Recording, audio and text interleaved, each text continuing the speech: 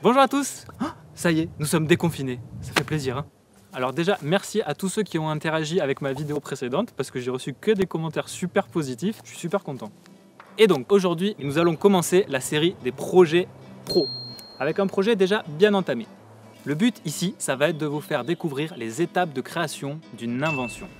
Et pour cela, nous allons prendre en exemple celle qui m'a permis de gagner le concours international des inventeurs, dénommé le concours Lépine.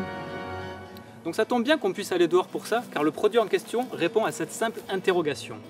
Et si on pouvait transformer sa voiture en chambre à coucher? Vous voulez tout savoir?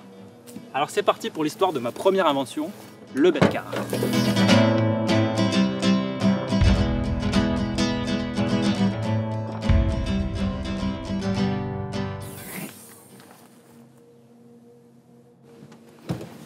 Et non, pour l'instant c'est vide.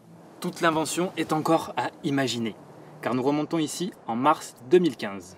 L'idée de départ était donc la suivante: est-ce qu'il n'existerait pas un équipement que je puisse installer dans ma voiture pour que tout l'habitacle devienne un lit confortable? Ben oui, parce que pour ceux qui font beaucoup de routes, le seul moyen de dormir entre deux trajets, c'est soit d'aller à l'hôtel, mais s'il y en a beaucoup, ça revient cher, soit acheter un camping-car, mais c'est encombrant et très réglementé, soit monter une tente, mais on n'est ni à l'abri des intempéries, ni des voleurs, soit dormir directement dans sa voiture. Mais ça, en l'état, j'ai essayé et c'est pas confortable du tout. Et ça, c'est juste à cause du fait que quand vous baissez les sièges au maximum, ben vous n'avez pas une surface bien plane. Vous vous retrouvez avec des bosses comme ça, les sièges ils sont soit comme ça, et donc vous vous tuez le dos. Alors que pourtant, l'habitacle d'un véhicule, c'est assez grand, hein. Niveau largeur et longueur, on se rapproche beaucoup de la taille d'un lit. Bon, sauf pour les smart, hein. Pour les véhicules hyper petits, on ne peut pas faire des miracles non plus. Donc si les constructeurs eux-mêmes ne veulent pas construire des sièges qui se rabattent entièrement, ce qu'il faudrait, c'est une armature qui se pose par-dessus et qui rend le tout plat. Bien, cherchons si cela existe. Ah, ça existe.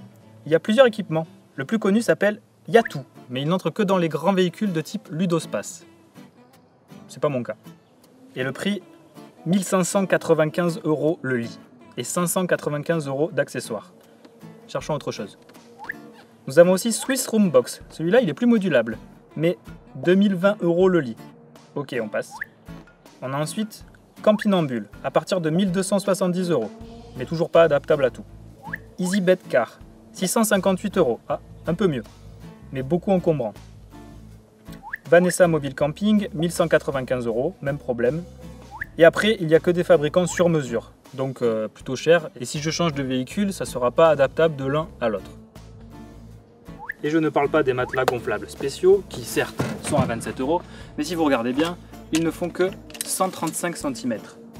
C'est-à-dire que si vous faites plus de 1,35 m, et je l'espère pour vous, ben il vous faudra dormir tout recroquevillé comme ça. Parce que ces matelas, ils ne se mettent que dans la largeur du véhicule et pas dans la longueur. Bref, je crois qu'on a fait le tour des concurrents. Et ce qu'on peut retenir, c'est que c'est en moyenne 1300 € et ça ne s'adapte pas à tous les véhicules. Il y a donc bien une innovation à faire. Après la phase de recherche, la troisième étape consiste à concevoir les plans. Là, il nous faut des mesures précises et une bonne dose d'imagination.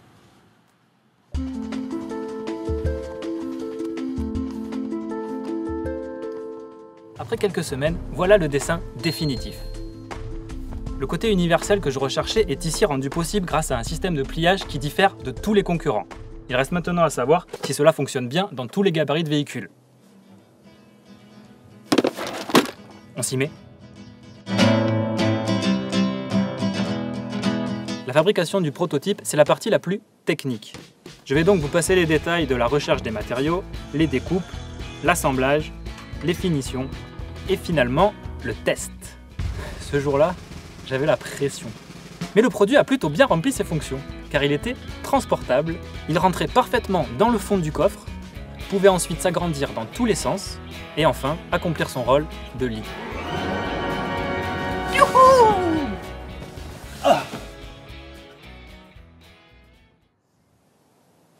Ah, c'est pas fini? Bah mince. Parce que moi, à ce moment-là, Je croyais que l'aventure était terminée. Mais en fait, pas du tout. Car c'est là que quelqu'un m'a suggéré de participer au concours Lépine. Personnellement, je ne savais même pas ce que c'était. Alors on m'a raconté que c'était un immense salon très prestigieux où sont jugées toutes les nouvelles inventions. À savoir qu'il existe 2 concours. Le concours Lépine international à Paris et le concours Lépine européen qui change de ville pratiquement tous les ans. Et en 2015, il était à Strasbourg. Moi j'ai choisi celui-là parce que Strasbourg ça avait l'air d'être une jolie ville et j'avais bien envie d'y faire un tour.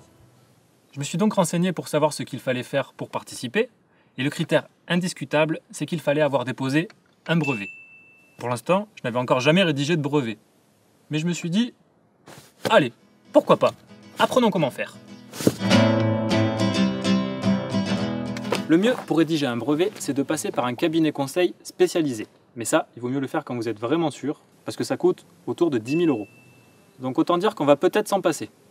Si on veut se débrouiller seul, toute la procédure est détaillée sur le site inpi.fr pour Institut National de la Propriété Industrielle.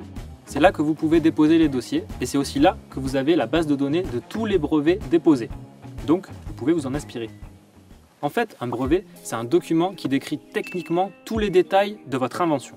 De préférence avec des schémas pour que n'importe quelle personne du métier puisse comprendre comment ça marche. Et le plus important dans ce document, c'est la page qu'ils appellent « Revendications ». Ce sont des phrases très précises qui décrivent concrètement les parties innovantes de votre invention. Donc celles que personne ne doit avoir réalisées auparavant.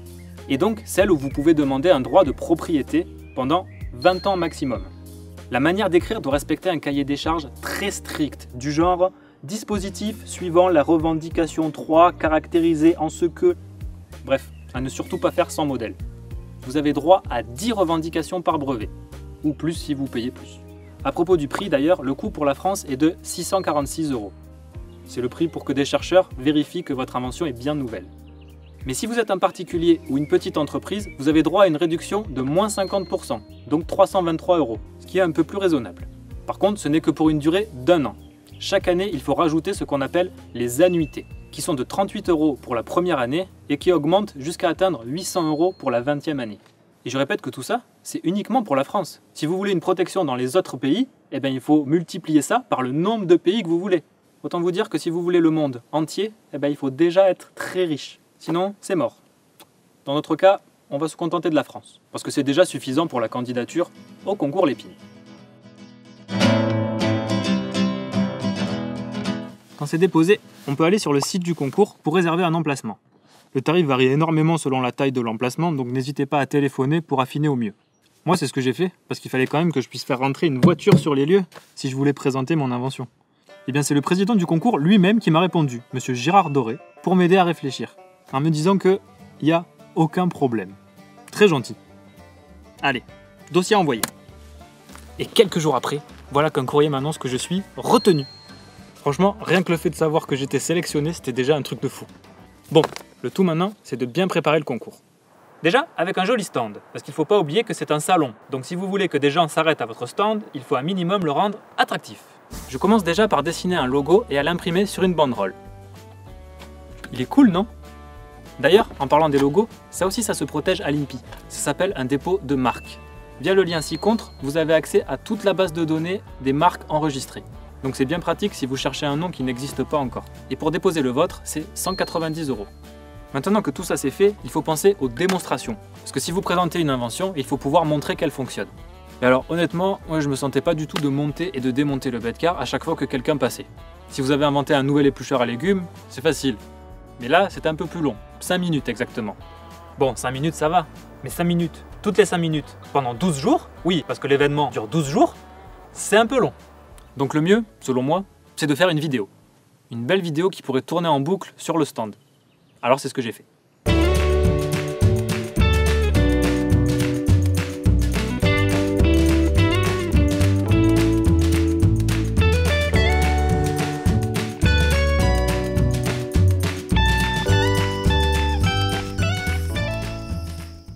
Et avec tout ça, je suis parti à Strasbourg. Alors effectivement, la ville était super jolie. Et quand je suis arrivé sur le lieu du salon, j'ai pu rencontrer en personne le président, Gérard Doré, mais aussi les personnes qui s'occupent de toute l'administration du concours et qui sont vraiment accueillantes. Ils m'ont indiqué où me mettre, comment ça allait se passer, etc. Concrètement, pendant 12 jours, vous êtes libre d'exposer votre invention au public. Et alors pour moi, ça a été une super expérience parce que c'est la première fois que des inconnus découvraient ma création. Et ça, j'adore. J'adore l'engouement que ça génère. C'est pour ça que je fais cette chaîne YouTube d'ailleurs. Sauf que là-bas, les gens pouvaient même la tester, surtout les enfants. Dès qu'il y en avait un qui passait, ils voulaient monter dans la voiture. Et si j'ai un conseil à donner, à ce moment-là, il faut en profiter pour garder les coordonnées des personnes. Parce que la plupart me demandaient s'ils pouvaient l'acheter ou quand est-ce que ce serait disponible. Donc j'ai commencé à faire une fiche où je demandais les noms, prénoms, coordonnées et suggestions. Si bien qu'à la fin, j'ai pu récolter 107 contacts. Et ça, c'était une excellente étude de marché, parce que ça brassait plein de mondes différents. Dédicace à Max Floria, Christophe Witchy et Ludovic Bartel qui se reconnaîtront. Il y a même un petit gars qui est passé qui s'appelait Emmanuel Macron, je crois. En bref, mes avantages réels, c'était le fait d'être visible, parce qu'une voiture, ça passe pas inaperçu, avoir une bonne implantation, parce que mon stand se trouvait au milieu d'un carrefour, donc tout le monde pouvait tourner autour. Que les gens puissent tester et comprendre comment ça marche grâce à la vidéo qui tournait en boucle. Et surtout, ça vendait du rêve, de la liberté. En fait, pour que quelque chose soit attirant, il faut qu'il y ait un effet waouh. Après, on m'a aussi dit que j'avais un capital sympathie, donc ça doit aider. Si bien qu'à un moment, surprise, les jurés viennent examiner votre invention. Alors moi, j'étais tellement heureux d'être là que j'avais aucune pression. Je leur ai présenté le tout en 5 minutes, au milieu même des gens qui continuaient à tester le lit. Et quand ils ont vu cet engouement, plus la liste d'intentions d'achat, plus le fait qu'il y avait vraiment du travail derrière, ils sont repartis avec le sourire. Et le soir du 11e jour, c'est le soir de la remise des prix. C'est là que j'ai appris qu'il y avait plusieurs médailles de participation, plusieurs médailles d'honneur, plusieurs médailles de bronze, plusieurs médailles d'argent et plusieurs médailles d'or. Donc au final, vous avez beaucoup de chances de repartir avec au moins un prix. Et ça, c'est bien. Donc, vous êtes assis dans la salle. Le président énonce tous les vainqueurs, du plus petit au plus grand. Et là, Valérian Lasseite, médaille d'or. Wouh! Honnêtement, je revenais pas. Déjà que j'avais réussi à créer une invention, là, elle était reconnue. En plus, je venais juste de fêter mes 25 ans, donc ça a été un super cadeau. Et le dernier jour, c'est celui où on fait des photos. Il y a toute la presse qui vient faire des interviews, on continue à se faire quelques contacts, puis on rentre chez soi.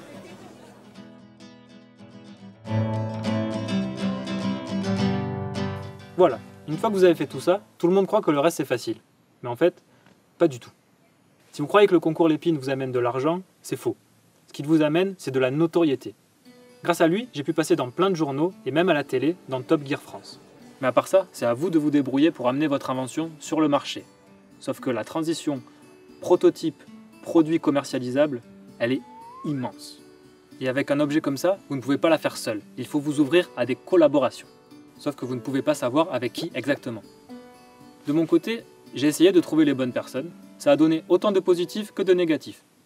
Déjà, côté positif, j'ai pris contact avec un bureau d'études pour que des ingénieurs se penchent sur mon prototype pour l'améliorer. Franchement, travailler avec eux, ça a été hyper instructif. L'équipe était géniale. Surtout quand ils m'ont avoué qu'après plus de 30 ans d'expérience sur des systèmes complexes, ils n'avaient jamais vu un objet avec autant de contraintes mécaniques. Ils ont été assez impressionnés. Ça leur a retourné le cerveau. Si bien qu'il a fallu faire un deuxième prototype et donc une deuxième vidéo pour le présenter. Au bord d'un lac, avec des amis, avec donc une nouvelle façon de monter, et un exemple dans d'autres types de véhicules. J'ai aussi fait réaliser un site internet pour commencer à comptabiliser des précommandes. À ce jour, j'en ai récolté 60. Pour info, si vous avez besoin d'un site internet ou d'une vidéo, vous pouvez me demander, ça je sais faire. Lien en description. Au final, avec tout ça, j'ai pu retourner une deuxième fois au concours Lépine, mais cette fois, celui de Paris. Et avec ce deuxième prototype, j'ai remporté une deuxième médaille d'or. Côté négatif maintenant, là je vais vous dire ce que j'ai fait mais que vous ne devez pas faire. 1. Monter une entreprise. Alors attention, ça aurait pu être une bonne idée, mais moi c'était une SAS.